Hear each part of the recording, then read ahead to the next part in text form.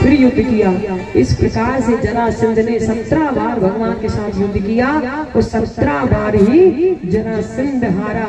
अंत में उसके मित्रों ने कहा कि देखो भैया तुम तो हार गए बार बार, एक बार नहीं, 2 बार नहीं, 3 बार नहीं, तुम्हें अपने दौलत का, तुम्हें अपने राज्य का, तुम्हें अपने शरीर का बड़ा अभिमान था और देखा कि अब तुम हार गए हो। इसलिए जब समय बुरा होता है ना तो बड़ों बड़ों को भी घुटने टेकने पड़ जाते हैं।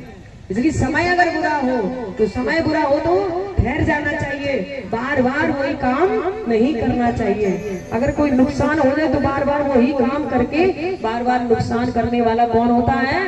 मूर्ख। तो समझदार कौन होता है? जो एक बार हानि हो जाए दोबारा वही काम रिपीट नहीं करता, समय का इंतजार करता है। मित्रों ने कहा कि ये जरासंध तुम्हारा जब समय आएगा ना तो तुम मथुरा पर राज्य करोगे, परंतु अभी तुम रुक जाओ, अभी तुम्हें ठहर जाना चाहिए, समय का मूल्य समझना चाहिए। उसी समय जरासंध ने कहा ठीक है। इधर देवश्री नारद पहुंच गए मलिच्छ देश के राजा कालीवन के पास। नारायण नारायण, भगवान के भक्त पहुंचे। उसी समय कालीवन ने, जो राक्षस था, उसने नारद जी का स्वागत सम्मान किया और स्वागत सम्मान करके बड़े आदर के साथ उनको बिठाया और कहा देवश्री नारद ये बताइए तुम तो तीनों लोकों में भ्रमण करते हो, क्या भूलोक पर, इस पृथ्वी पर मेरे समान कोई योद्धा है? कहते आए वो। तो उसी समय देवश्री नारद कहते ये मत पूछो, वो तो अभी बच्चा है, वो उसकी उम्र कोई ज्यादा नहीं है, उनकी उम्र अभी 16 साल की है और छोटे से बच्चे ही समझिए उनको। और उसी समय कालीवन ने कहा अच्छा 16 वर्ष के कन्हैया।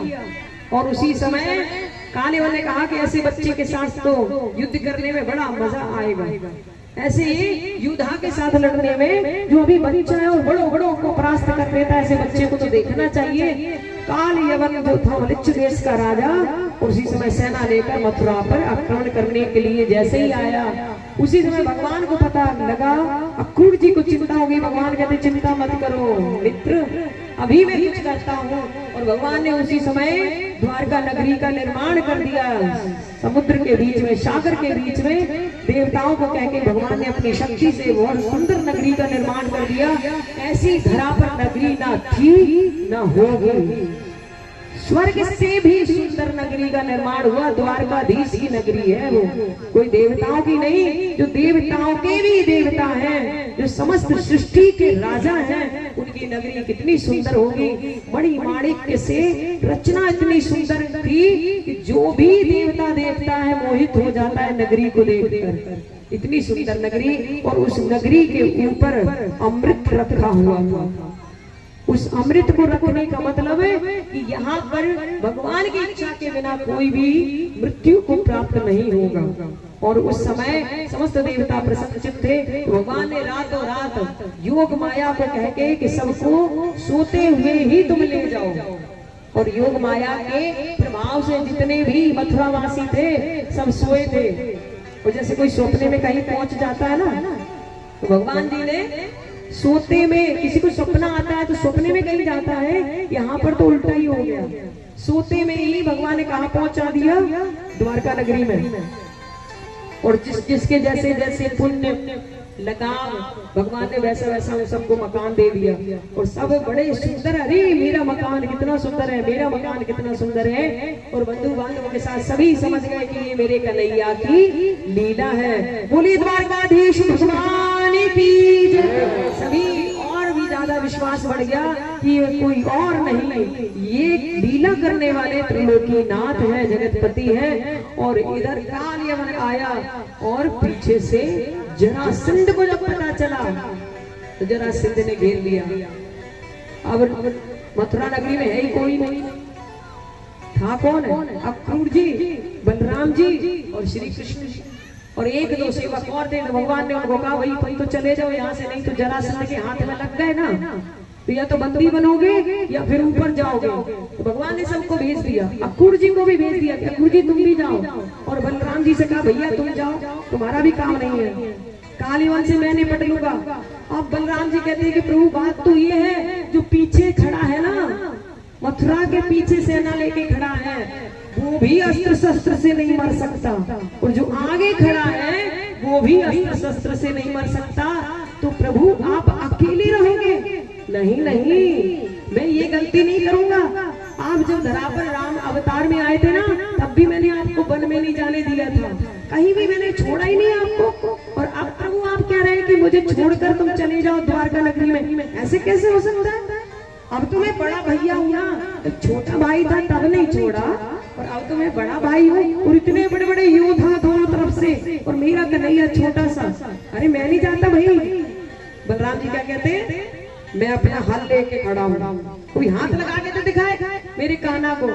उसी समय कन्हैया मुस्कुरा कर कहते, अरे भैया इतनी चिंता मत करो, हल की जरूरत नहीं पड़ेगी, कि हल चलाकर आप सबको मार देते हो ना, इसकी जरूरत नहीं पड़ेगी। अभी देखो मैं क्या करता हूँ। क्या करोगे?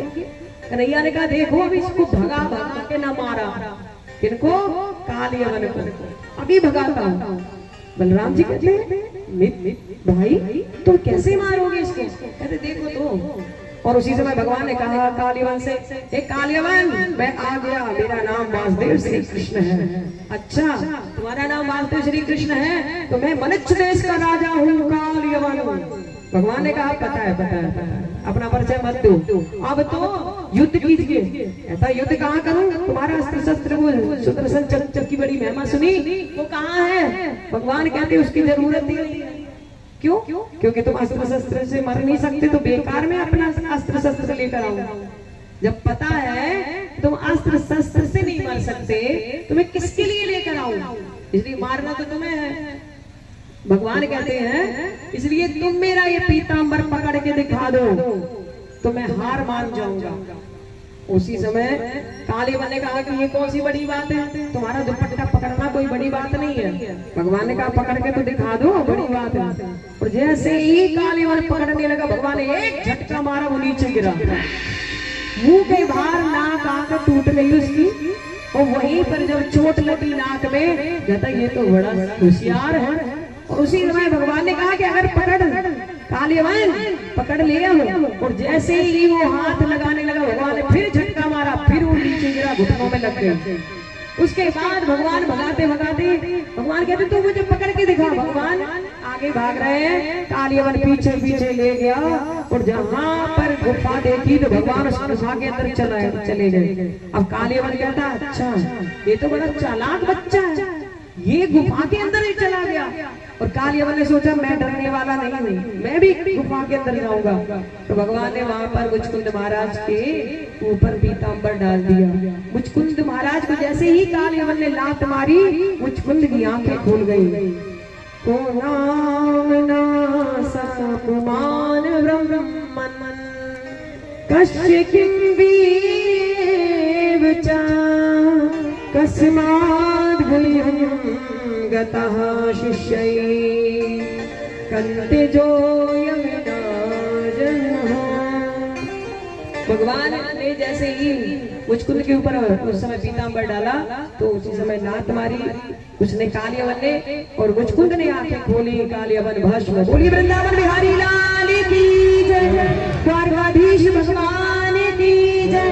और उसी समय मुचकुंद महाराज ने भगवान के चरणों में प्रणाम साष्टांग किया, और कहते कि हे प्रभु जन्मन्यनंतरे सर्वे भूत सुहृतम उत्तमाध्वज वरस्त्वं वै मामुपेष्यसि केवला। मुचकुंद महाराज ने कहा कि प्रभु मुझे मोक्ष चाहिए, मैं आपकी शरण में आया हूँ, अब मैं जन्म मरण के चक्कर में नहीं पड़ना चाहता, बहुत भटक लिया है प्रभु। भगवान ने कहा कि देखो तुम राजा थे, तुमने निर्दोष प्राणियों को मारा, अपने स्वार्थ के लिए धर्म निभाया, परंतु मन बहला है, इसलिए अभी तुम घोर तपस्या करोगे, उसके बाद ब्राह्मण कुल में जन्म लोगे, ब्राह्मण बनकर वेदों का अध्ययन करोगे, उसके बाद तुम्हें मोक्ष मिलेगा, कैवल्य मोक्ष, वो मुक्ति मिलेगी कि तुम मुझ में ही लीन हो जाओगे सदा सदा के लिए, फिर ना जन्म ना फिर मरण।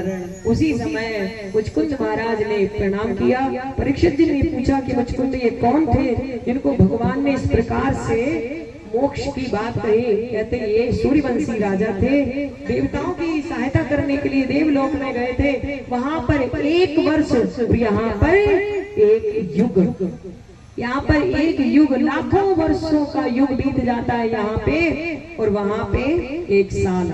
इसलिए जब वो यहाँ पर आने के लिए सोचने लगे, इंद्र ने कहा कि तुम्हारे वंश का कोई भी नहीं बचा। अब तो त्रेता से द्वापर आ गया, द्वापर के अंत में वास्तव श्री कृष्ण धरा पर आए हैं, और उसी समय उन्होंने कहा कि मुझे निद्रा ऐसी दो जिससे मैं सोया रहूं, मैं बहुत थक गया हूँ, और जब प्रभु आए तभी मैं जागूं। और वही समय आया, मुझको जो भगवान के दर्शन हुए। कुली वृंदावन बिहारी लाल की जय। परीक्षित जी ने कहा कि भगवान भीष्म सुता रुक्मणी रुचिरान राक्षसेन विधानेन उपेति श्रुतम्। भगवान की बड़ी सुंदर प्रेमिका थी। परीक्षित जी महाराज ने कहा कि भगवान की शादी कैसे हुई सुनाइए। कहते हैं कि बलराम की शादी जो है ना, उनके बड़े भैया, उनका विवाह रेवती के साथ हुआ, और कृष्ण कन्हैया का विवाह रुक्मणी के साथ हुआ। परंतु भगवान श्री कृष्ण रुक्मणी से क्या करते हैं? प्रेम, और रुक्मणी भगवान से करती है, कृष्ण भी रुक्मणी से करते हैं। एक दूसरे के मन में प्रेम की जोत जगाने वाला कौन है? पूर्ण बैरागी, पूर्ण त्यागी, जिसे संसार से कोई लेना देना नहीं है। कौन है? देवशी नारद। और देवशी नारद ने ही भगवान के मन में प्रेम जगाया कि रुक्मणी कितनी सुंदर है, और रुक्मणी के मन में प्रेम जगा दिया भगवान के प्रति, भगवान के मन में जगाया रुक्मणी के प्रति, और दोनों ही प्रेम करने लगे। रुक्मणी जी उसी समय भगवान को याद करती और कहती है, श्याम पिया तुम्हारे सिवा